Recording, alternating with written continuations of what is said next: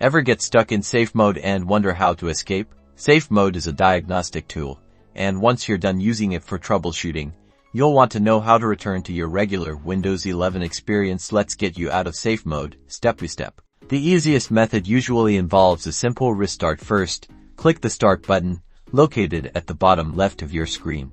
Next, select the power icon. It's the one that looks like a circle with a line through it. From here, choose the Restart option. This will close all open programs and shut down your computer so it can start again. Your computer will now restart. During this restart, Windows 11 should boot up normally, bypassing safe mode. If you've done the restart and you're still stuck in safe mode, there is one last place to check: the system configuration settings. To access this, click the Start button once again, then enter msconfig into the search bar. Click on System Configuration to open the msconfig utility. In the System Configuration window, select the Boot tab.